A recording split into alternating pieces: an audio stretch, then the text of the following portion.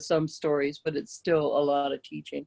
So it's a whole different out, and you're teaching people. Yeah. So That's true. When there's like a lot of research or something involved, and you stop, you look up something, and I am doing some looking up of some things because we took a journey across country, and while we were across country visiting family in Michigan, we went to Yellowstone and Mount Rushmore, and some of the prep for it of the family connection before the crisis happened. So in order to make some of the details accurate, I'm looking up things about Yellowstone and Mount Rushmore and some of the things that we saw, so that we can dialogue, the family can dialogue about things that we probably dialogued when they were little. And so there's a little bit of research, but it's not like the other book that I'm going to be finishing. So Patty, how's it going? I didn't hear that part of. Good. I think I have developed 8 chapters, and I'm around 27,000 words. So I kind of was able to shift things around and change my outline a bit. And it's beginning to fall to pieces, fall together. Fall together. Maybe I'm falling to pieces. Yeah, that's the thing, the falling to pieces. I think my kids are like, Mom, that was all those years ago. Why are you crying? It's like, oh my gosh, probably a lot of things I didn't really deal with as much as maybe I should have, or I don't know, just remembering all of that is not easy. Yeah. Challenging. So yeah, we're falling to pieces, but you know, the confidence is that God's inspiring us. Therefore, he's putting the pieces back probably in a better way than they were before we started. So Yeah. Tears are one of the languages of heaven. yeah. The Bible tells us that God saves all our tears. I always tell people as a pastor, you know, grieving is a good thing. It's important to grieve, because if you don't grieve now, you're going to grieve later, and it can be worse later because you haven't dealt with it. And grieving is a sign, at least when somebody dies, is a sign that there was love. Mm-hmm. And that's a good thing. And it's better to have loved and lost than to never love because you're afraid of loving. And so along with grieving comes tears. Yeah. And in Patty's case, it's tears because of a loss too, the loss of innocence and the loss of what God maybe intended for her life. So there's those kinds of tears, and that's good too, because tears are healing. So Mark, how's your book coming? Good. Interesting subject, because I got a phone call yesterday, and it was a friend who passed away. It was his iPad. I guess they finally got into it, but he had passed away in June 12th, earlier this year, and I just found out yesterday. But he was one of my best friends in college and first couple of years up at Alta. And it kind of took me by surprise.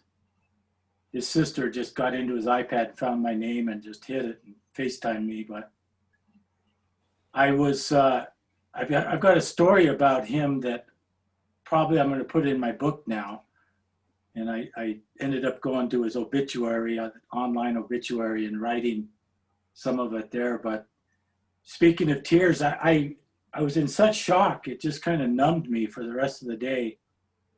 Had to make a couple phone calls and let people know that still lived out here. He was from Arkansas, really good, I guess you'd call him a professional photographer, really into art. And his sister told me he just kind of holed up in his room when this COVID started and started drinking real heavily. And he died of liver failure, which, you know, part of my book is about you know, the drinking and drugs that were so prevalent in my younger days and with a lot of people, and still is with a lot of people, but just the devastation that it can cause. And, you know, it's never too late to stop habits. It just take time to change. And, you know, whether it's drinking, drugs, or food. People have a lot of problem with food now. You're seeing that. But anyways, it got me going on my book. I'm up to about 11 or 12,000 words, 4 chapters. I think I'm got 12 chapters that I'm going to try to finish. But it's a bigger project than I thought, but it's really helpful to do these challenges and get motivated and hear from other people. Mhm. Cool. Yeah, but it's going good. Sweet. Well, we've got 1 week left together. Seems like very short time. I'll on Friday I will start. Well, I'll put some ideas out there about the way ahead, and stuff, ways we can go deeper together or continue meeting or whatever we want to do to make sure we get our books finished. Nothing on Pedro's price point scale, but but we can continue, and I'll have more details on that Thursday, Friday era. But I just feel like we're making progress, and I want that to continue. We're in momentum, and that's fantastic. So yeah, these check-ins are helpful for me. I think we're all getting some help out of it. And little Q&A time. I've definitely got training today. I got a lot of training this week actually, but I have a meeting I cannot shift on Wednesday. So that's one announcement, is that Krista's going to take over the Wednesday 10 a.m. slot for me. She's ready. Woo! So y'all are lucky. Hey, Krista. You get an upgrade. Hi. How lucky, how lucky am I that if I can't show up, you guys get somebody even better at doing this stuff than I am. Oh, geez. I don't know. You're both good. Andy has, as you can probably tell, Andy is very detailed about writing technique and very detailed about, you know, especially if you're writing fiction and storytelling and all these different things. I feel like Yeah. that's his specialty. And Mhm. so, you know, me, I come at things a little different. So anyway, get 2 different brains. That's Both right. helpful brains. There's a few hundred ways to get things done, and so you just got to listen to enough experts to get you know, in momentum, and then start ignoring people and just write. That's right. Hey, Andy, Yeah. I want to say too, when I recorded my golf cart live on Saturday afternoon, Mhm. as I was going to get my mail, and I said I hadn't gotten anything written, but I said on the video, but because I'm on here and I'm telling you all this, I'm going to go and I'm going to get into my manuscript tonight. I will work on it. And that accountability I did on Saturday night and yesterday some. And I think I added about 500 words Sweet. between Saturday night and yesterday. That's great. So the accountability of being in community is really, really helpful and effective. And so, you know, so we just need that sometimes. So anyway, Cool. just want to throw that out there. Appreciate that. I think you're right on in regards to. I'm personally kind of, I can set my benchmarks and keep going forward. Just the 2 careers that I've had have been independent, where you've got to set your own benchmarks. But for me, the joy of hearing others and dialoguing with people who understand the emotion or the challenges of writing, versus I can talk to my best friend or my kids or whatever, and no, that's cool, Mom, or that's cool, Sandy, but to know the challenges or to get some input in a shall we say professional kind of way has been really helpful for me. Encouraging words from somebody who knows the challenges of writing. not everyone understands what we're endeavoring to do. Mhm. So, It's Yeah. just like pastors sitting down and talking to pastors. We understand the challenges of pastoring a church, and teachers understand the challenges in the classroom. We understand these challenges. And how many, I don't know, in my daily life, I've never known anybody that wrote a book. So like my family and my friends are going, wow, I'm so impressed that you wrote a book. And so talking to other people who've written books or who are writing books is kind of like, for me, kind of slim. And in all of the thousands of people that I have met in my teaching and ministry career, I have never met anybody that wrote a book that I can think of or that's talked about it. So I Sweet. guess maybe we're a unique, at least in my realm, we're unique breed of people that just need to encourage each other and understand each other. So Sandy's embarking on her third great career life adventure. Yeah, that's right. I don't know if I'll have 20 years in writing, but I had 25 years in public education, 23 years in pastoral ministry. They kind of overlapped a little bit. And so I don't know that I've got 20 years of writing ahead of me, so I have to do a mega amount in the time that I have left on this earth. The days go faster when you get past 70. The days go fast. Wow. Well, I'm about ready to launch into today's teaching, but I wanted to give Rich, or how are you doing? Let's get a check-in from you. Well, over the weekend, I think I decided, well, I'm going to keep on writing the book that I'm working on. That I got more information on that, and it keep getting more views of imaginary what heaven may look like. But it turned out in the last 2 days, I think I can start writing a book about how to maintain a house, mechanics of how to find a leak that doesn't want to be found, a water leak that's threatening to flood the house that doesn't want to be found. And I had to spend about 3 days doing that. But I did find some time to do a little bit of writing, and read some more C.S. Lewis, A Horse and His Boy, and which really, really, really inspired me to press on to doing what I'm doing. It's just incredible what that did for me to stir my thought process, my imagination in my book. And so, yeah, okay. But I'm not going to write a book on how to mechanically take care of a house.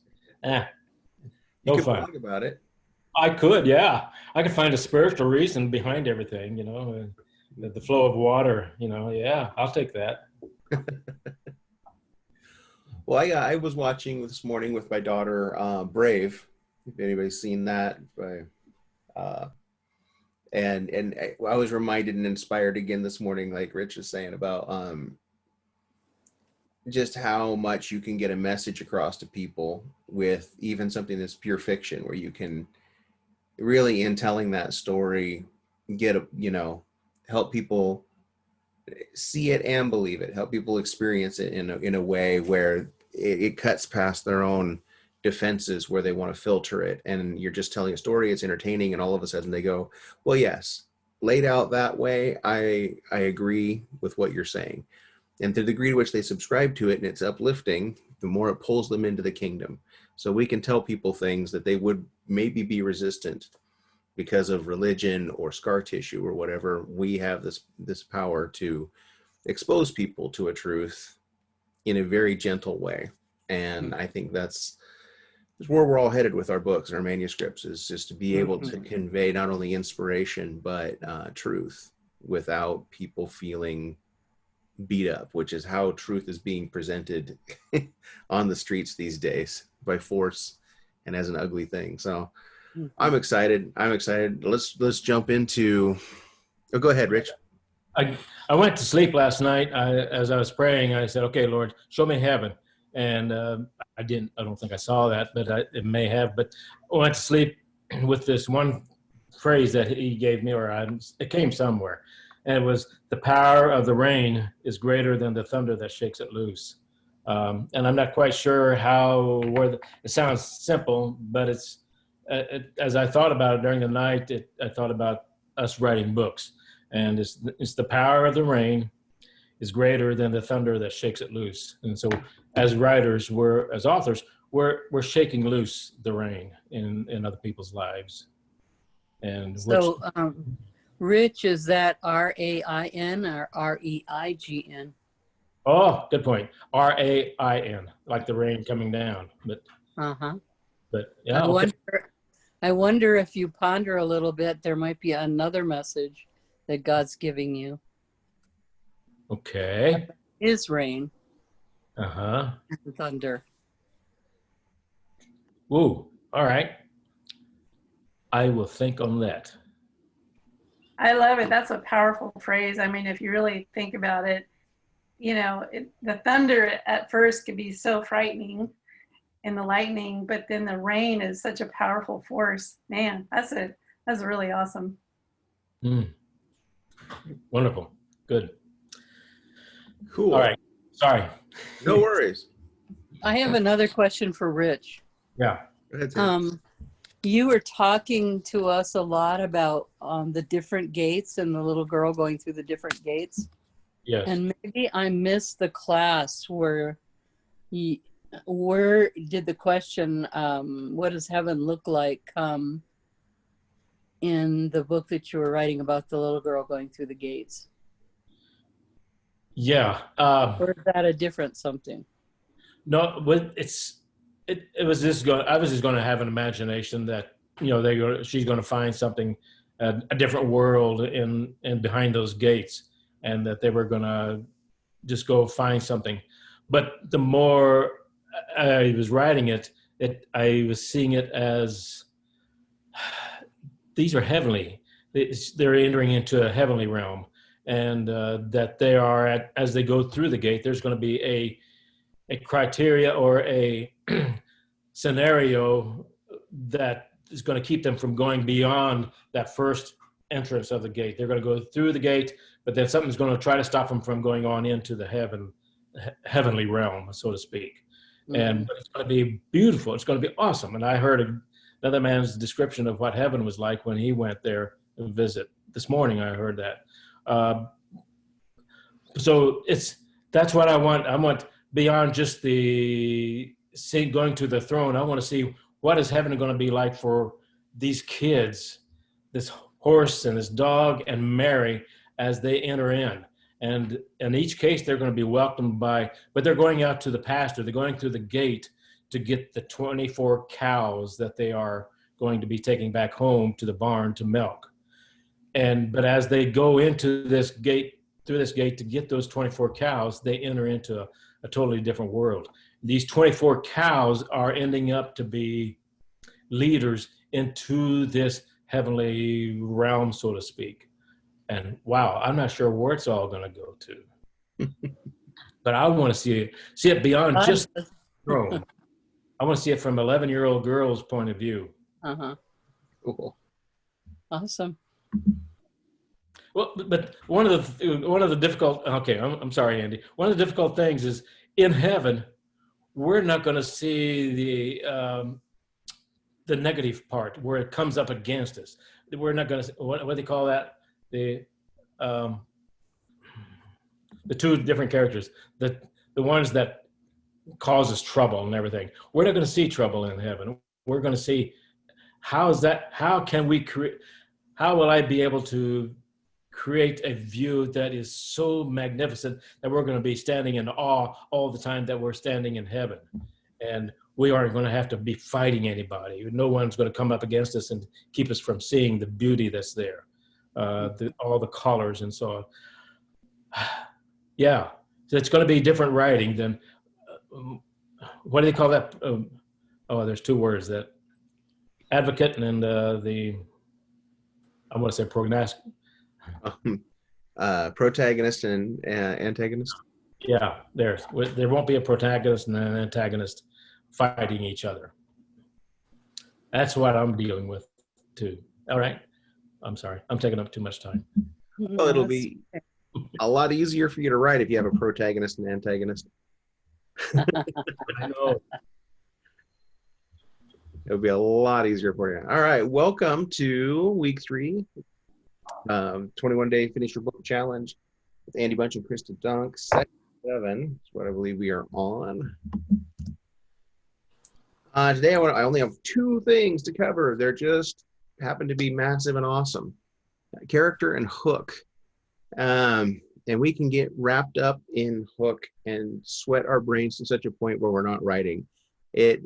So I kind of included this little juxtaposition, this dichotomy of opening line is only the most important line in your entire book. No pressure, So I really actually don't want you to get hung up on the hook and having to figure it out, because you can always, the hook is something you can go back and add, but hopefully you get really good at it and you weave it throughout. So we'll come back to that. Let's start with character, and I'll go fairly quickly. I hope. We'll see what happens. I love this. So character, if you don't, if you do it wrong, it's easy to spot, obviously. And there's not a whole lot of tips and tricks for how to do it right, but I'm going to try and include as many as I could come up with. We've all read books where we did not resonate with the character. With the characters in the book, we've all had situations where we thought probably this is a decent book, but the characters weren't right. So one quick thing you can do when you're writing is to not replace tags frequently. If his name is Sam Jones, for example, and you develop the habit very quickly of saying said Jones, then kind of just go with that. Or don't call him Mr. Jones part of the time, Sam part of the time, Sam Jones part of the time, or just Jones part of the time. Try and pick one thing and go with it, so the reader can learn to try to sort of ignore that as quickly as possible. Some people try for variety, and you want variety, you just don't want variety there, because we're going to learn to not see it if we can. Don't name them all completely unique, and don't name them all the same. Don't name them all cliche. And while you're on that topic, don't use stock characters, the Russian spy or the waif for the dumb blonde. Stay away from those. So you might want to have some characters uniquely named, but there's a bunch of other ways you can make your characters unique. Don't launch into a scene without an intro at all. You can even start with dialogue, which you're going to have to circle really quickly back and tell us something about the character. We need to know who's speaking. And so you can start with description of the scene or setting. You can start with description of the character. That's the best way to go, is one of those two. And then help us know who the actors are and what they're doing, because we'll need to identify who the protagonist, who's the hero. And that's being said, don't introduce them all at once. You sometimes do have to have a room full of people. Then you're going to have to pick how you introduce them. You're going to have to sweep right to left or left to right, or go in the circle, or, maybe there's other people in the room, but the most important ones are the ones who are going to speak initially, and then the conversation is going to flow naturally to another set of characters. That can work. So you can make them enter the room one at a time, or you can find a different way to make them speak a few at a time, so that we're getting used to the characters as they go. So, and make sure the hero, the viewpoint character, and the antagonist are unique enough so that we're not surprised in chapter 2 with who we choose to follow, whose story it is.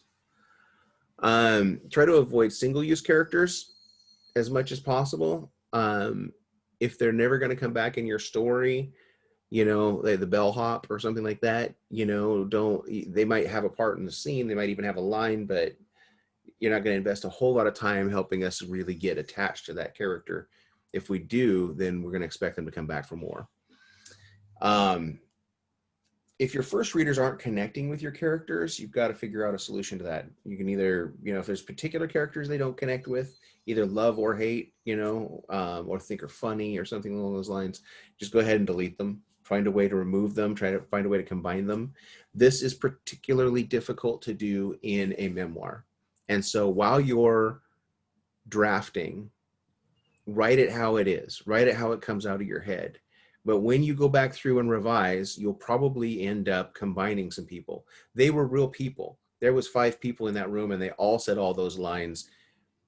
But for the sake of pacing and timing and all that kind of stuff, you might have to combine a few people, give lines to another person, and write somebody out of the story. in a fashion. You're just gonna have to have that one character stand up for two people for readability. It may very well be that way, and but it might be harder to think that way when you're drafting. So, you know, draft it however it needs to get drafted, but on the revision, be aware of having too many characters. Right. Yeah. Going back to not describing single-use characters, don't describe someone as nondescript. Don't spend a bunch of time telling us he was at medium height, medium build with dark hair, you know, and an average smile. Or, you know, just don't spend time describing average people. Just say they're nondescript and move on. And it's, you know, don't make heroes we don't like. Don't make unsympathetic characters if that's the viewpoint character we're supposed to like. And there are notable exceptions to this. Probably not in the kind of fiction or nonfiction you guys are writing, but what springs to mind is Hannibal Lecter in Silence of the Lambs. This is a character that people somehow really resonated with. They really kind of liked him and found him to be a sympathetic character, even though we have a basic understanding that he's a horrible, horrible person, and we don't ever actually see him do anything bad. That's one of the ways they did it. But it's hard to write that kind of character. And frankly, in my opinion, unnecessary. Go with a hero, go with the main character that people resonate with, that they enjoy, they look up to, or they feel they want to cheer for. Naming your characters can be an issue for some people. For me, I start with a name. Once I have somebody's name, I know a lot about them. Even if that name is completely made up and doesn't exist in reality. I don't know why, but words have a sound to me. And even if I've made the name up, I can tell if that's a female name or a male name. I can tell if it's a soft character or a warrior character or somebody who has hidden strength or talent or creativity. It's how my brain works. I know so many other authors who go to Social Security, that's SSA.com or SSA.gov. That's kind of the name for it's the most popular names. And there are other sites you can internet Google search for baby names, and some of them will list them. A lot of them list them alphabetically, which is kind of nice. So all your characters don't end up starting with the same letter. But it can be fun to look up a site that lists them by the most popular names in a particular time frame, in the 80s, in the 70s, in the 90s. That way you're naming your character a little bit more accurate to the time that they're living and walking around in. Most of us do this instinctually, but some people find that a struggle. Remember, your characters are not two-dimensional. Everyone knows a two-dimensional character when they see it, but remember to invest in them, needs, wishes, and they must grow over the course of the book. All of your characters who are really, truly main characters need to have some sort of growth. It could be expressed in a single scene, an aha moment. It could be at the very end when they do something that's uncharacteristic to how we know them. Like I said, use a device. I already covered that. Use a device like entering a room to stagger the introductions. And the more unusual your world is, the more people have to adjust to it. Your reader is going to have to work, and readers like to work. They would just watch a movie if they weren't into reading a book, and they don't mind working a little bit, but they don't want to work too much. They got to work just enough to be involved in it. And so when you create a unique world, or when you tell them about a time period they don't know very much about, there's an adjustment there. It will bring enjoyment, but it will require work. So if you're also introducing some strange, hard to understand hero at the same time, you're giving them maybe a little bit too much work. So you've got to be a little bit careful for readability, just in how much work you're requiring of them all at once up front. And the good news is your first readers can kind of point these things out. They'll say, I was overwhelmed. You know, they will definitely tell you if you introduce too many characters at once, and you can kind of massage the scenes to spread things out. You might have a little bit more description instead of a scene, or you might add a scene. You can very quickly actually change the pacing quite a bit on those angles. This is the key. This is the part I was really excited to talk about characters. The flaws make them memorable. So we're talking about things that set them apart. Having a unique name is something that sets people apart. But if all your characters have a unique name, you're just phoning it in. So you can physically set them apart with their looks. They could be too tall too short, you know, broad shouldered, have a scar, you know, have long hair in a time period when short hair was in or something. They can have a tick or a mannerism or demeanor, or something they say continuously. And if you're writing a memoir, probably these will fill themselves in. It's the nice thing about writing about somebody who really existed. They will have struck you in a certain way. They have no idea that they did that. They may not be aware of it, but people who stutter, people who clear their throat, or people who always ask permission before they talk, you know, these little things will make a character memorable. And they'll kind of automatically be there in a memoir, but you'll have to add them to a fictional character. Ethnicity, locale, religion, class, we're talking social economic class there, how they speak, those have to be congruous. If you're going to add somebody who is from a high class, then they're going to need to speak appropriately for the high class, or you're going to have to at least mention why they don't. You could mention why they're an anomaly to who they are. So background and all that sort of stuff will help set people apart. The more you know about your character, the easier it is to distinguish them from each other. If you have a tendency to get them confused with each other, your reader is going to be completely lost. And you can use simply word changes sometimes will help us tag a character. Then I use the example, she's not blonde, she has snow-colored hair, right? Sometimes you just do one little simple word choice twist in describing someone, and it gives us just enough of an idea to make them unique. The oldest trick of the book, I've used it. Every author I know uses it. Sometimes there just isn't possibly a way around it because nobody else is in the scene for the first 2 chapters or something. But try wherever you can to avoid using reflective surfaces so that the character is describing themselves. It's really hard to do it in a subtle way. And you may have no way around it, but it's to be avoided. Hooks. It's really, why does the reader want to read? And I'm giving you, this is a false flag here, what's interesting, but I wanted to use it. So there is a legendary tale about a flash fiction contest in which a bunch of famous authors challenged each other to write the most compelling story possible in the fewest words possible. And this particular line gets attributed to Ernest Hemingway. For Sale, Baby Shoes Never Worn. It is impactful, evocative. It tells a lot. It introduces a story, or it's kind of complete into itself. But it really gives you something to chew on in your brain. You know something has happened. You know it was tragic. And it even just the idea that you would have to sell these shoes, you know, it's all there. That would make a fantastic hook for a story. And as I say, there's a lot of people who say it predates Hemingway. A lot of people who say it was Hemingway who did it, but he did not use it for the beginning of a story. That much we know. So, but that's what we're going for with a hook. So you can, in one sentence, if you do it right, speak to character, narrative, setting, and plot all in one spot. You can create something that makes people ask questions of themselves, and you can even go on and explain a little bit of it in that paragraph, but still have people have just enough explanation they want to keep reading. And so the best advice is, you know, like I kind of added here, where should the hook be? Where do you hook? Opening line, opening paragraph, opening page, opening chapter, each chapter, all of the above. And I think we all should hopefully resoundingly say all of the above. There should be an element of hook, an element of wanting to bring you forward in each and every paragraph.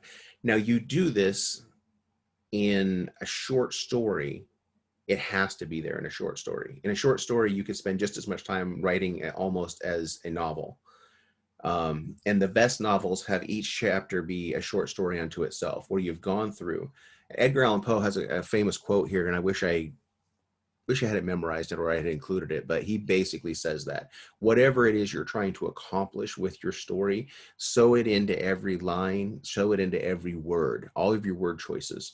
And Poe was a great poet, so he was good at chewing and the rhythm and the rhyme and how the words flow with each other. In your prose, you're writing so many thousands of words, you're not going to give it that level of detail, but you're going to give it enough, you're going to pay enough attention to this to make sure there's some element of hook in that runs all the way throughout, where you're trying to make sure the reader stays motivated in where they're going.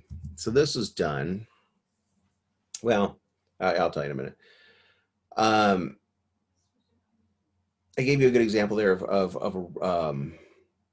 another good opening line from J.K. Worry in the book Golden. To die in winter in the far northern place is to become a storage problem.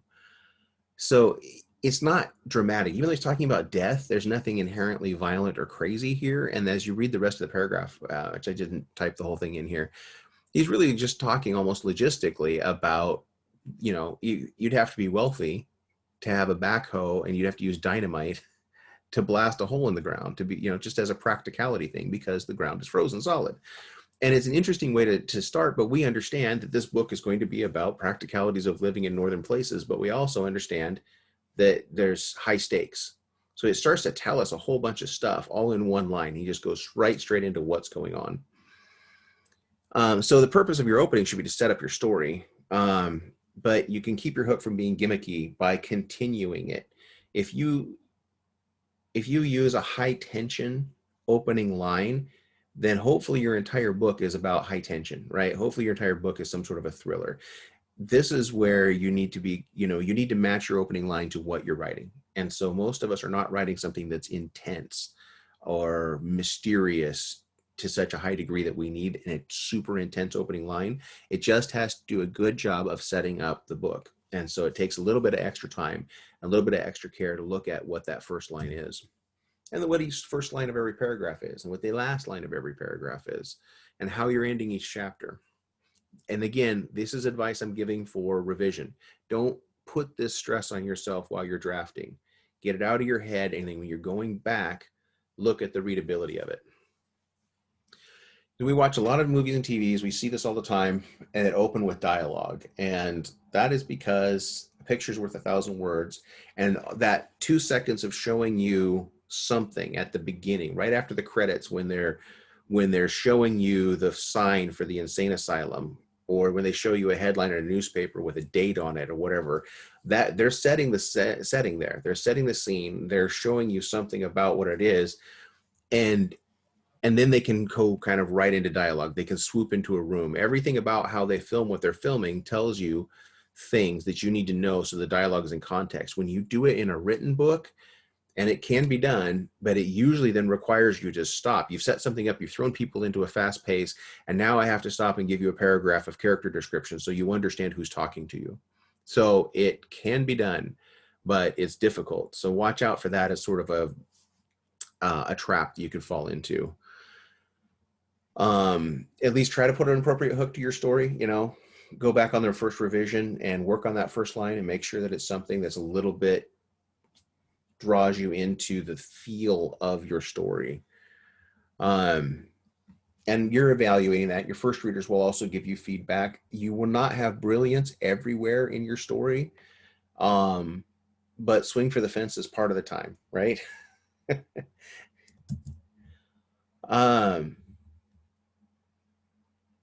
Yeah, understanding the flow of scene. In order to have hook throughout your scene and throughout your stories is just understanding the basic necessity of scene. Two people are entering, unless you could have one person in the scene, but that's only if the setting acts kind of like a character. But typically there's at least two people in a scene, and one is the hero and the other is the antagonist, and they both have a goal, and they have their goals are at odds. Even if this is just a low-key scene between two people who, even if they're trying to fall in love with each other, but they have a different idea of what love looks like in this scenario, they have to have some sort of a difference, and one of them has to be disappointed, hopefully the hero. they don't quite get what they want, and that's why the action has to rise, why they have to try again, why the rest of the story is going to happen.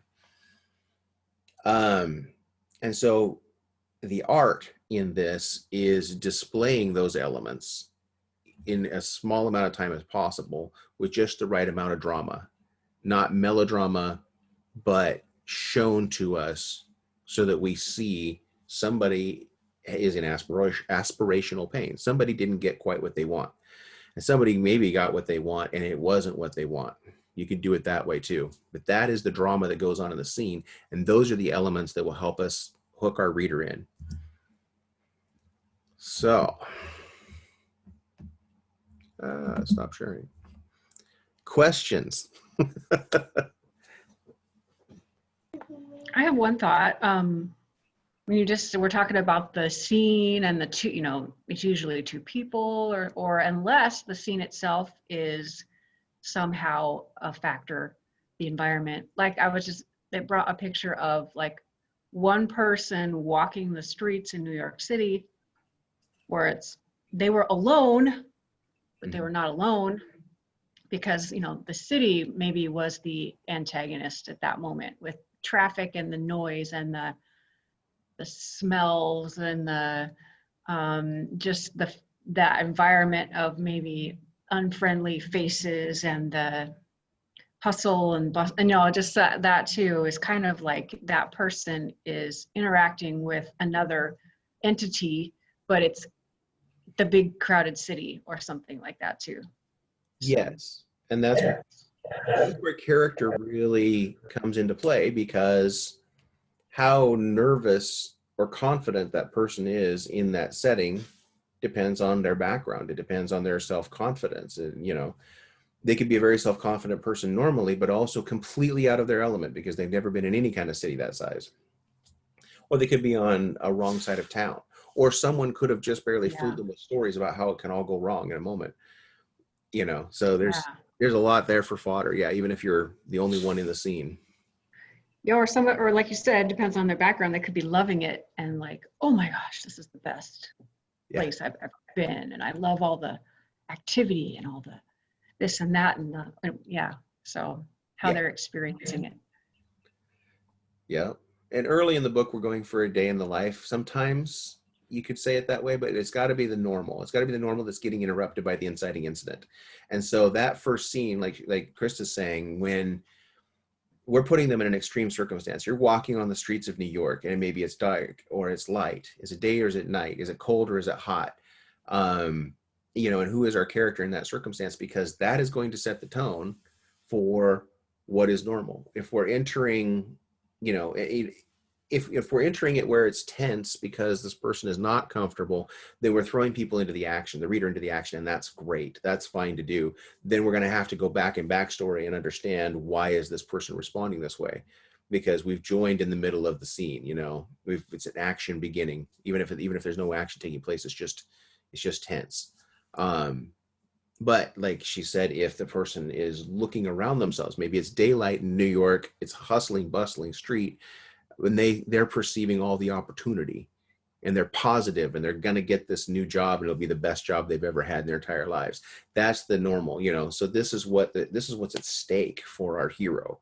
We understand everything's looking up, but it may not stay that way. So then the tension comes in, when they enter a building and we realize, oh, they're on a job interview, and all of this ability to stay in New York where everything's exciting, there's all this opportunity, that could all wither away if they don't get the job. So then you've got to work to raise those stakes no matter what it is. Depends on what story you're telling. And anyways, other questions, other comments? I got one. Back before you start talking about the hook, you said avoid using reflective surfaces, and I put a question mark. I don't understand that. The hero often looks at a mirror in the end of the hall, and just sort of describes themselves to the reader. Sometimes it'll happen in a dream sequence. Sometimes it'll happen when they're looking in water. It's a way that writers will try and let us physically see what the hero looks like, because there is a danger in letting your reader go too long without an understanding of what the hero looks like. You don't have to have a whole lot of detail, but if you're going to spring something on them later on, that will jar them out of it, because they're going to naturally build what this person looks like. They're going to fill in the details, and you want that. You just want to make sure they've got enough so that they're not jarred by reality. When you, in chapter 2, you find out this person doesn't have a left arm, and you just never mentioned that before. Then they're like, wait a minute, wait. And they get frustrated with you. Like, that's something I should have known. Surprise. Yeah. Yeah. But how much more subtle is it when you have a person slide a shirt on with the left arm pinned back, because they don't need it anymore. And you're like, oh, I know what's going on here. That, contrast that with, they go in the bathroom, they look, they're combing their hair, and we get all of this description of their facial features and all of this description of their, their body, their once athletic body, and their missing arm. And you're like, oh, okay. Just try and come up with creative ways to let us know what your character looks like without. Gotcha. Yeah.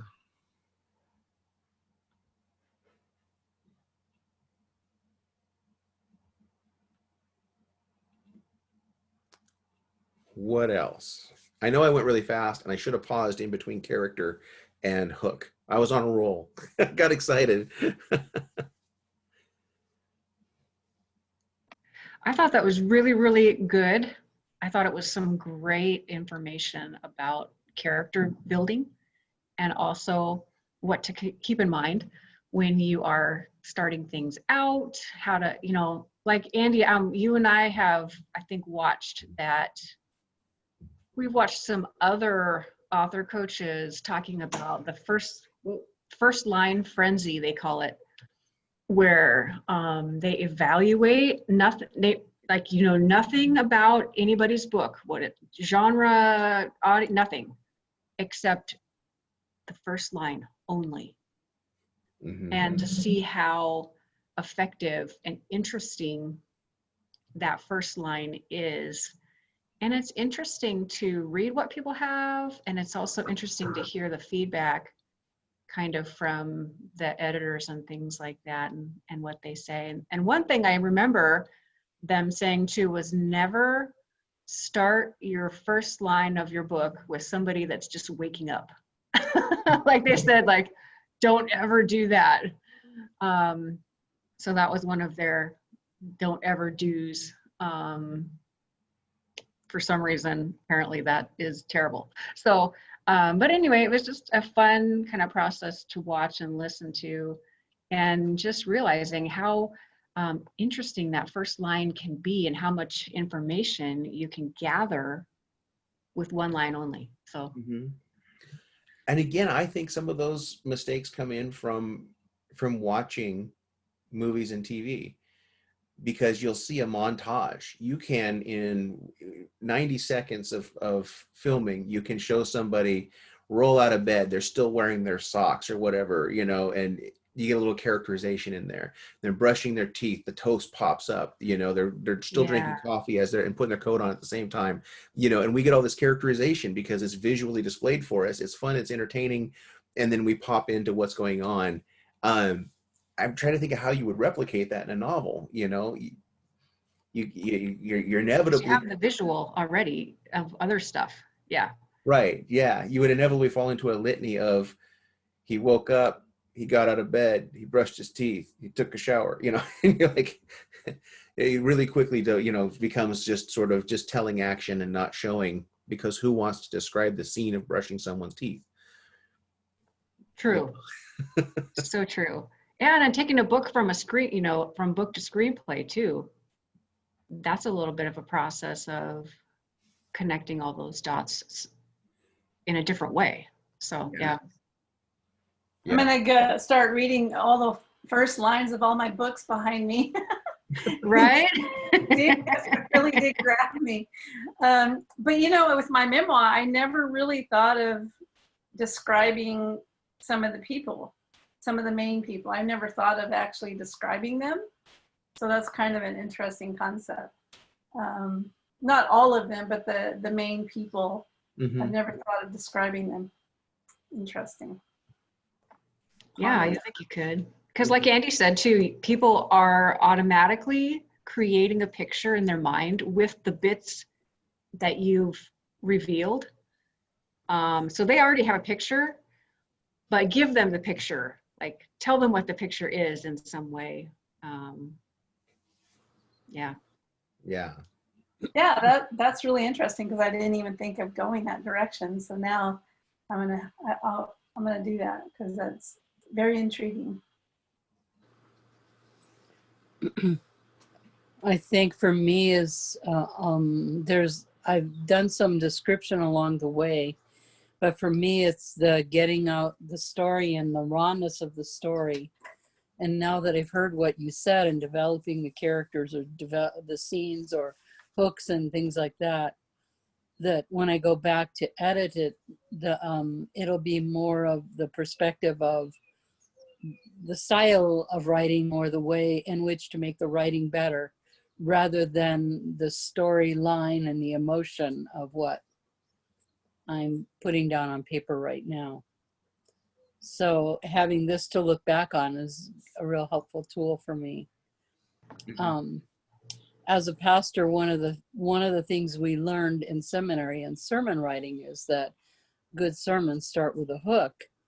And so I never really much thought about it in regards to either book that I'm been working on. And yet a hook seems to, at least in a sermon, seems to hook the people on a concept or an emotion of a character or some kind of event parallel or similar to something having to do where you're going to go in the sermon. And so a good hook of a sermon will hook the people in, and they'll want to see how does this story go with what what they're going to say. And so we worked on that a lot. I'm going to have to then take that concept and those things that I did over the years into this story, memoir story, and still make it so that kids will want to read it with different hooks along the way. Yeah, and you're like, the basic goal of the draft, in my opinion, when you're drafting, the basic goal is to get it out of your head. So you have a little license to be a little bit more selfish, because you need to write it in the way that it comes out the fastest and easiest. And then revision, they always say 90% of writing is rewriting. That's because the point it becomes a book is the point at which you go back through, intentionally make it the best experience it can be for the reader. So the goal in revision is flips it around. Now it's all about the reader. And now I'm going to slave my story to an extent. I'm going to subjugate the importance of me telling the story even to it being easy for somebody else to assimilate. If they can't understand it, then I have to rework it, even at the expense of truth a little bit, at the expense of, this is how it really happened. This is what the conclusion I drew from it or whatever. You've got to be, if they don't understand what you're saying, then it won't matter. So you've got to find a way to accomplish both goals, to retain your truth, but to make it assimilatable to your audience. And so that mainly happens in the revision. And that's why people talk about rewriting. Not only does your book get cleaner, but you're also now using your critical eye to say, how do I turn this into communication? Mm-hmm. So long after I'm gone, somebody else will read it and they'll have an emotional experience of it. They'll get the story and they'll know what I'm saying when it's all said and done, bringing it full circle and all that. So Yeah. yeah, you're right. Editing and is different. Some of, I can't say a lot of what I've written is journal, because it's not journal. It's 33 years later. But in some ways, it's like writing a journal, and I know the scenes. My daughter, when she talks to me, knows the scenes. And so we know all the backstory and all of that. Some of the backstory or some of the description, the reader isn't going to know. And that's going to help them see why this is in the story, or how it connects from last chapter to this chapter. And that's some of what I'm going to have to go back and then see where that needs to happen. where it needs to be Transitioning more people well. interesting. Mhm. Yeah, where it needs to be more interesting for the reader because they weren't there, they didn't know the characters, but they may have their own scenario and how they can relate to that in their own scenario. That's a you good writing- point. Are you writing first person or third person? That's one of the things I have to talk with you guys about because a lot of it is first person, and yet I'm writing it as her mom. So I notice that when I'm writing, and I'm gonna have to go back and clean this up, I'm writing, flipping back and forth. And I remember correcting kids' stories when they were telling stories, they flipped back and forth. And I'm wondering if like there's some chapters where another voice, a third person voice is describing some things, or does it have to stay in first person the whole book? Ideally, you would pick one and stick with it. Yeah. Yeah. But mostly it's from the eyes of the 10-year-old. And I have to, and I'm noticing when I'm doing it, and sometimes I'm just saying, right now, I just gotta get this concept down. Yeah. And so,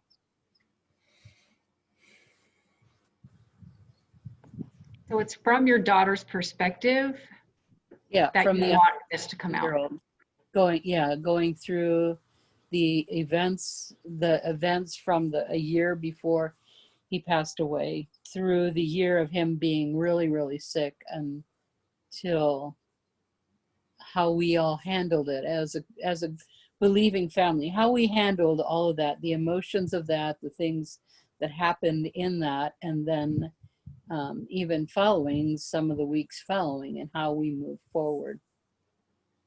So it is from the eyes of my daughter. She was 10 at the time. So for some reason, God wanted it written from her eyes and not the eyes of either one of my other kids. So it's got to be written so that kids or families can be drawn into it.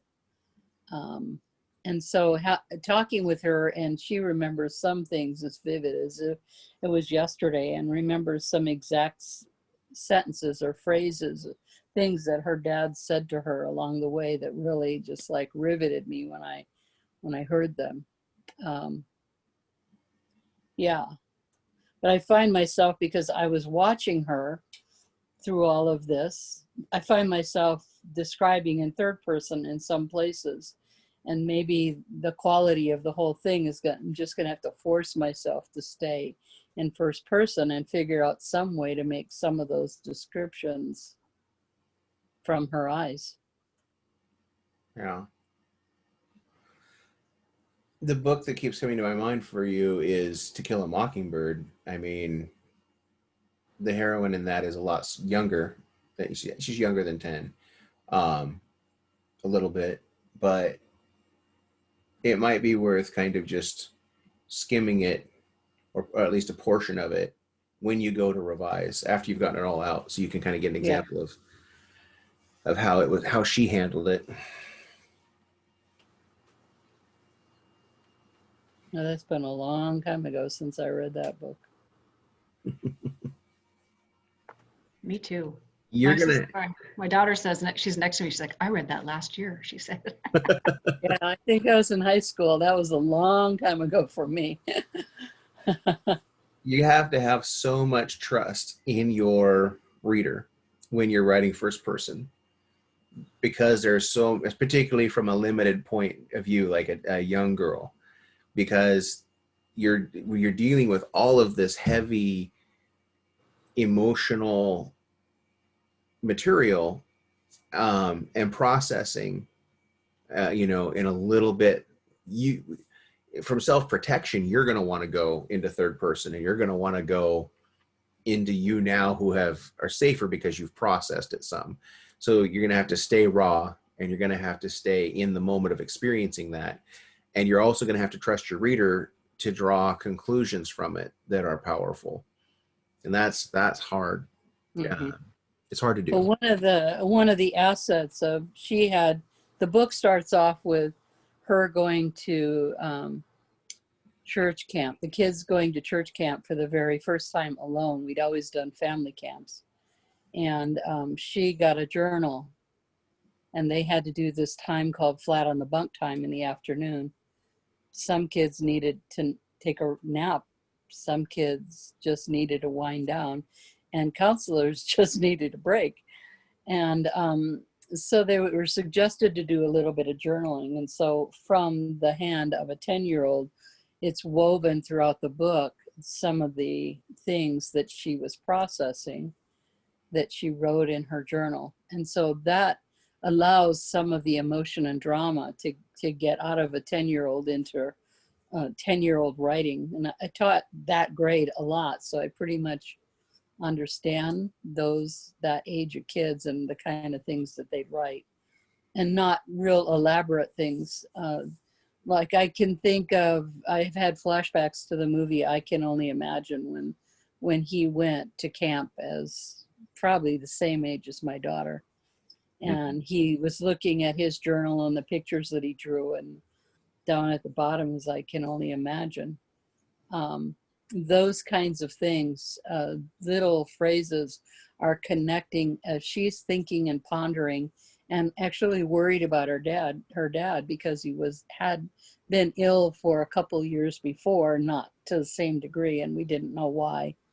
But just little things, foreshadowing things about how she was worried about dad, or wishing dad was there to see the geyser, Old Faithful, go off, and those kind of emotional connectings. Her journal is going with her through the whole story, cropping up in different places, not in so methodical that it has to be, but anyway. And journaling is still important for her today. So it's really interesting how when you experience something, some ways you're emotionally stuck at that place, at that age when you went through that. And so in some ways she is stuck emotionally in that place and can remember the emotions of herself at 10 as she talks to me about some things. And so that's hopeful in this, because it'll relate to some 9, 10, 11, 12-year-old kid that may be going through the same thing, or maybe it will prepare them because maybe they'll go through that thing. And that's the point of this, is to see that feelings are real and authentic, but how God truly walked us through. And the other day when we were talking, she says now, the providence of God did, da-da-da. We were just kind of going through it, and clearly we saw God's hand, and we talked about it as a family, because we used to have family meetings regularly to work through it together as the 4 of us, 3 kids and me. And so we'll see. But I see the value of going back when it's less emotional and doing that. Mhm. Yes, Krista. Is your target reader, are they actually like 5th graders? Yeah. Okay. Or kids in that upper elementary grade, and maybe families that would be reading it with their kids. But the target is for her, as her age, talking it through and through her eyes, and other kids would be reading it. So it's not going to be as long of a book and as elaborate of wording of a book as if I was writing it 3rd person. I had that same question, actually. It's one of the few genres, young adult seems to be one of the few genres that gets read by 2 distinctly different age groups. That somehow it is possible to target 13 to 16-year-old girls and 30 to 45-year-old women with the same book. And that's probably one of the few places you'll ever see it happen. But so as you're writing about this, I'm thinking you're going for a chapter book, but I wonder if God ends up turning this into something that families read and to get healing, or people read later on when they have trauma during that age group in their life. Maybe, but Krista challenge, like, you got to know who you're writing to. And so right now it's from the eyes of a 10-year-old, and I have to imagine that she's right. She's speaking to other 9, 10, 11, 12-year-old kids that might be going through the same thing or have gone through the same thing. And what God does with that, or maybe what comes when it's all said and done, once I've got it all out on paper. Find out. Who knows what God's going to do? Because at first I thought it was just going to be a simple picture book, and ended up being a chapter book, and from the eyes of a 10-year-old, and that was not my imagining either. So God's unfolding it. Well, awesome.